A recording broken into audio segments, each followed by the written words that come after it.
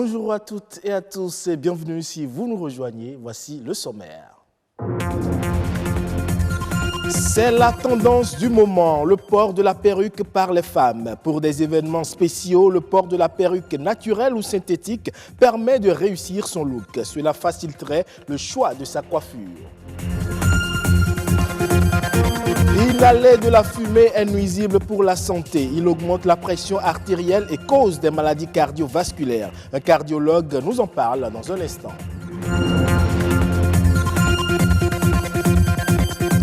Et puis, rien de tel qu'un bon livre pour vous évader. Dans le paysage littéraire actuel, le livre papier et le livre numérique cohabitent, mais pour la préférence, les avis des lecteurs divergent.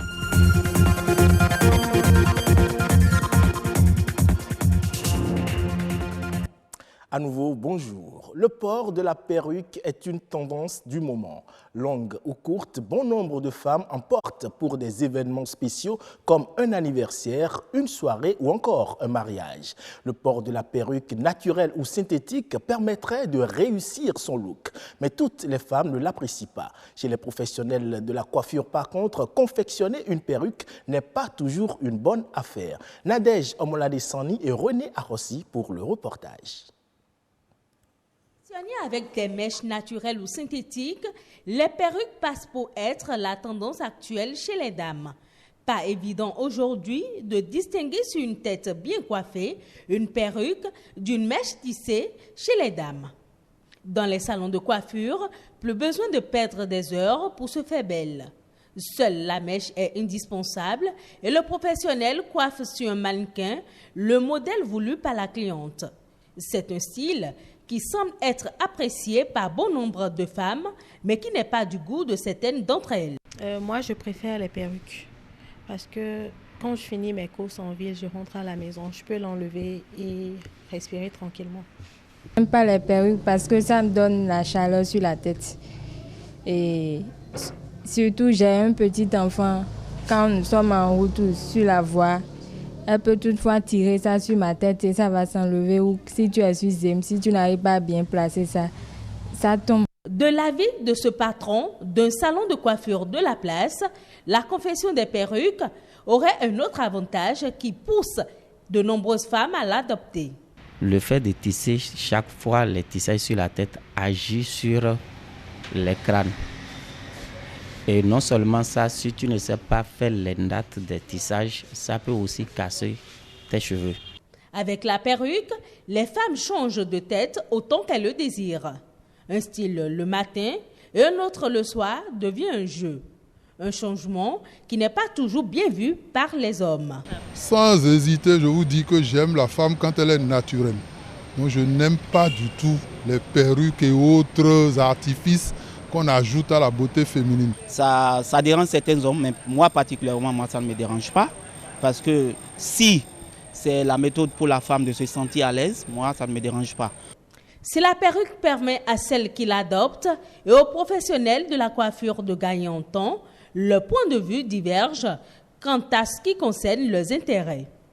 Parfois, nous sommes au salon, il n'y a pas de clientes, mais les têtes, nous sommes entourés de têtes. Et nous sommes en train de coudre seulement que des perruques. Ça ne nous arrange pas. Donc, pour faire que les dames viennent se coiffer directement, ça paye bien. Quand c'est confectionné en perruque, ça nous avantage. Pourquoi? Parce que le prix est élevé. D'accord? Là où ça ne nous avantage pas, une fois que la perruque est déjà confectionnée, pour le revoir, ça fait au moins 3, 4, même 5 mois. En effet, l'origine des perruques remonte à des milliers d'années. Encore appelées postiches ou faux toupets, les perruques sont aussi appréciées par certaines personnes pour cacher leur calvitie. Elle est aussi fréquemment utilisée par certains hommes pour se faire passer pour des femmes. Parlons santé à présent avec l'inhalation de la fumée sous toutes ses formes qui cause assez de désagréments à la santé humaine. Elle affecte le cœur et augmente la pression artérielle. Celui qui s'expose à la fumée s'expose donc à des maladies cardiovasculaires. Martin Wenassi, cardiologue, nous prodigue quelques conseils ici. Il est au micro de César Achadé et Baudelaire Kanchidi.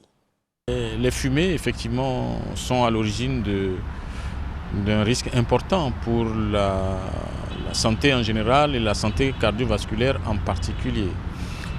Dans les fumées que vous voyez dans votre environnement, aussi bien à la cuisine que pendant les feux de brousse ou dans la circulation du fait des gaz d'échappement ou la fumée de cigarettes, les risques sont importants parce qu'à l'intérieur de ces fumées, il y a des substances nocives pour la santé, notamment pour les poumons, pour le système cardiovasculaire.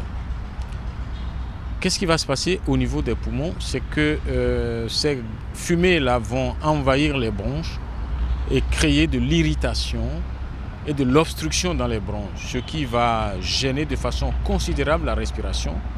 Et à terme, avec le mauvais fonctionnement des poumons, le cœur va aussi mal fonctionner.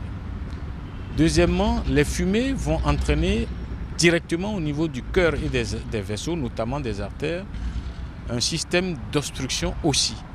Et l'obstruction des artères va entraîner un très mauvais fonctionnement de beaucoup d'organes, notamment du cœur lui-même. Et on peut avoir une grande crise cardiaque à cause des effets de la cigarette et des fumées diverses. Il faut tout faire pour ne pas s'exposer aux fumées. Et si on veut parler de la cigarette, c'est ne jamais fumer une cigarette, pas une seule. Et ne pas être à côté de quelqu'un qui fume. Et si on a la malchance d'avoir commencé à fumer, il faut arrêter. Pour arrêter, il faut de la volonté et il faut l'aide des agents de santé. Pour les d'autres fumées, si on prend la fumée liée au transport de la ville, il faut déjà que chacun se préoccupe d'avoir un véhicule qui n'est pas un véhicule pollueur, que ce soit une moto ou une voiture ou autre chose. Et pour ça, il faut respecter les règles éditées par l'État. On change de registre, littérature. Le monde livresque ou le 5e art se fait de plus en plus une place dans l'univers du numérique. Internet, loin d'être un canal de distraction, est utilisé par les jeunes pour des pauses lecture. Pour certains, le livre en ligne n'est pas souvent pratique, mais pour beaucoup d'autres, il reste la préférence. Livre physique ou livre en ligne, c'est un reportage signé Bernard Djogbe et Rebecca Adjinakou. Le livre est un assemblage de plusieurs feuilles servant de support à un texte manuscrit. Depuis des millénaires, il a permis d'améliorer la qualité d'accès et de portabilité de l'information. Pour cette qualité qui lui est intrinsèque, lire des ouvrages est on ne peut plus une nécessité. Recommandé dès le bas âge, pour ceux qui s'y adonnent, le résultat est souvent concluant. La lecture, pour moi, c'est une passion parce que depuis le bas âge, j'aime la lecture, j'aime lire. Ça fait voyager aussi la lecture. La lecture permet d'abord de se cultiver, de se distraire, mais c'est également de développer sa capacité intellectuelle à réfléchir et à faire des analyses. Dans la perspective de faire du monde un village planétaire, le livre n'a cessé sa mutation. Du papyrus au parchemin, du parchemin au papier, du papier au livre, l'ère du numérique apporte sa touche particulière. Le livre numérique. Le livre, c'est un outil pédagogique de premier plan. Nous avons deux types de livres numériques qui sont les livres sur tablette, plus adaptés aux individus qu'aux institutions, et les livres numériques en ligne qui ont un niveau hautement scientifique, qui permettent la recherche et qui sont adaptés aux universités. Les livres physiques sont ancrés dans les habitudes. Nonobstant l'utilisation quotidienne des smartphones, l'emploi des livres numériques tarde à être adopté chez certains. Je n'aime pas les livres en ligne. Pour moi, c'est une sorte de distraction.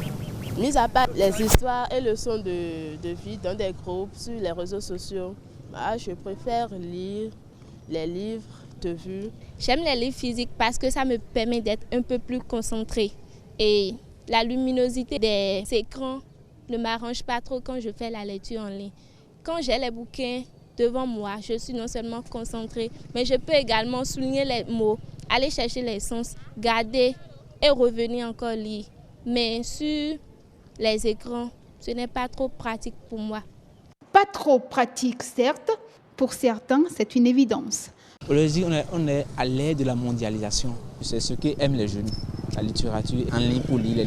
Par exemple, moi, ce que je fais, les livres en ligne. Et je vais aussi dans les librairies. Même si les livres électroniques existent, les livres physiques demeurent et s'imposent. Leur emploi conjoint ne peut être qu'un atout. Hors de nos frontières, à présent au Sénégal, la ville sainte de Touba est devenue une plaque tournante du trafic de médicaments. Un tour dans la ville a permis de constater le mal et de diagnostiquer les dégâts causés sur la population. Abibou Mbaye de la RTS pour les précisions. La criminalisation du trafic de faux médicaments a fait écho retentissant dans la ville sainte de Touba.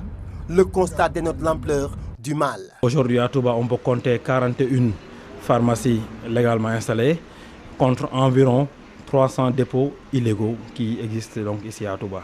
Donc aujourd'hui, c'est la seule ville du pays où on voit ce phénomène. Donc dans les autres villes ou dans les autres régions, on peut voir le trafic de médicaments à travers donc, les louma, en tout cas à moindre mesure, ce trafic de médicaments. Mais ce qui se passe à Touba, comme on dit, c'est la plaque tournante donc, de ce trafic.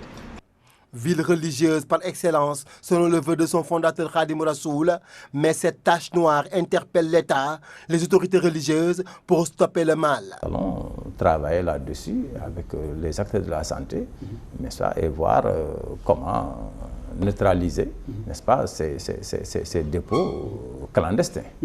Parce que quand même, nous sommes ici aussi et je sais que personne ne refusera cela. Parce qu'il s'agit donc de préserver donc la santé et si éventuellement on doit donc mettre en place donc un dispositif pour mettre de l'ordre dans la vente de ces des médicaments, je pense que c'est les talibés mourides, n'est-ce pas, qui gagneront. Au-delà de ce vœu pieux de l'autorité, les faux médicaments creusent l'hécatombe et exposent les populations de Touba au danger. Ce fléau, n'est-ce pas, ce taux très élevé de dialysés, n'est-ce pas, qui ont des problèmes de reins dans la ville sainte de Touba. Il faut aller à l'hôpital Matlaboul Fawzeyni, l'hôpital de Jannatul Mawa, mais c'est extraordinaire. Il y a la chair de poule, les gens souffrent de reins de plus en plus. Et donc tout cela, c'est dû à quoi? Mais il y a une cause. En plus donc de ces dépôts de pharmacie et de vente de médicaments non contrôlés, n'est-ce pas, il y a aussi ces pharmacopées aussi. Des populations conscientes du danger alertent. Les médicaments devraient être contrôlés par l'État. Nous faisons plus confiance aux pharmacies qu'aux dépôts de médicaments clandestins. On nous a dit que les médicaments viennent de la Gambie et récemment un camion rempli de faux médicaments a atterri à Touba. Et nous sommes vraiment préoccupés par notre santé.